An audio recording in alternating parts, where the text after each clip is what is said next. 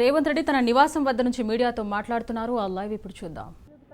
ఒక పదవిలోకి రావడం, ఆ పదవికి రాజీనామా చేయడం, ఒక పార్టీలో ఉండడం, ఆ పార్టీని వదిలేసి ఇంకో పార్టీలకు పోవడం అనేది రాజకీయాలలో సహజం.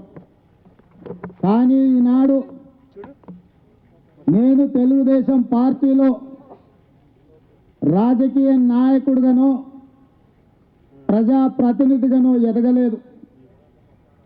తెలుగుదేశం పార్టీ ఆనాడు అన్న నందమూరి తారక రామారావు గారు తండాలలో, గూడాలలో, మారుమూల పల్లెల్లో బ్రతుకుతున్న తెలంగాణ బిడ్డలకు ఆత్మ గౌరవంతో ఎలా బ్రతకాలను నేర్పిన, రాజకీయ పార్టీలలో పనిచేసే వాళ్లను కార్యకర్తలుగా కాకుండా అధికారంలోకి ఎక్కించే మెట్లుగా కాకుండా వారిని కుటుంబ సభ్యులుగా గుర్తించి వారి కుటుంబ పెద్దగా ఈ రాష్ట్ర ప్రజలను కాపాడిన పార్టీలో 10 సంవత్సరాలు నేను ఆ తెలుగుదేశం పార్టీ కుటుంబ సభ్యుల్లో, వాళ్ళ గుండెల్లో, వాళ్ళ ఇంటి మనిషిగా వాళ్ళు ఆమోదించిన వ్యక్తిని. అలాంటి నేను ఇవాళ నాకు అత్యంత ఇష్టమైన, నేను అభిమానించే నాయకుడు, నా పార్టీని, నాయకుడి నాయకత్వాన్ని వారికి దండం పెట్టి వారు ఇచ్చిన పదవిని, ఆ పార్టీ సభ్యత్వాన్ని వారి చేతిలో పెట్టి రాజీనామా చేసిన అంటే ఒక్కసారి మీరు ఆలోచన చెయ్యండి. ఎందుకు ఉన్న పార్టీని,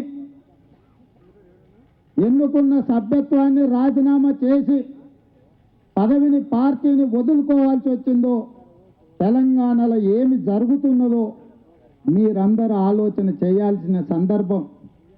ఇది ఆషామాషి రాజకీయ పార్టీ ఫిరాయింపు కాదు. ఇక్కడి నుంచి నేను మాట్లాడుతున్నది రాజకీయ ఉపన్యాసం కాదు. నా గుండె లోతుల్లో నుంచి ఈ రాష్ట్రంలో ఉండే ప్రతి తెలుగుదేశం పార్టీ కార్యకర్తకు, మీ కుటుంబ సభ్యుడిగా నా భుజాల మీద ఉన్న బాధ్యతను గుర్తు చేసి ఈరోజు నేను తీసుకోబోతున్న నిర్ణయాన్ని నిండు మనసుతో ఆమోదించి ఆశీర్వదించి భవిష్యత్ కార్యాచరణకి, భవిష్యత్ పోరాటానికి మీ వంతు సహకారాన్ని 100% అందించవలసిందిగా కోరుకుంటూ ఈరోజు నా మనసులో మాటను ఆత్మీయులతోని పంచుకునే ప్రయత్నమే ఈ ఆత్మీయులతో మాట ముచ్చట.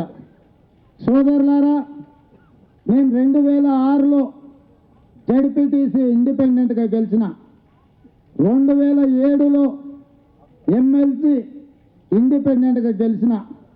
ఆనాడు కాంగ్రెస్ పార్టీ అధికారంలో ఉండే, ఈనాడు పత్రికలల్లా నా బంధువులు మంత్రాంగం చేసి కాంగ్రెస్ పార్టీలోకి నన్ను తీసుకెళ్తున్నారని చెప్పిన పెద్దలు జైపాల్ రెడ్డి గారు కేంద్ర మంత్రులు ఆనాడు, జానారెడ్డి గారు రాష్ట్ర హోంశాఖ మంత్రులు, సబితక్క గనుల శాఖ మంత్రి, రాజశేఖర రెడ్డి గారి కుటుంబంతో నాకు సన్నిహితం ఉండే.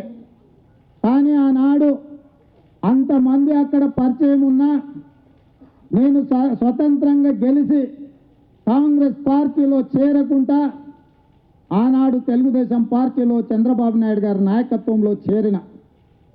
10 సంవత్సరాలు సుదీర్ఘంగా వారితో కలిసి పనిచేసిన, ఈ రాష్ట్ర రాజకీయాలనే కాదు దేశ రాజకీయాలలో తనదైన ముద్ర వేసి దేవగౌడను ప్రధానమంత్రిని చేసిన సందర్భంలో తనకు ప్రధానమంత్రి అయ్యే అవకాశం వస్తే కూడా ప్రధానమంత్రి పదవి తీసుకోకుండా తెలుగు రాష్ట్రాలు, మరీ ముఖ్యంగా తెలంగాణ ప్రాంతాన్ని అభివృద్ధి చేయవలసిన బాధ్యత ఇక్కడి ప్రజలకు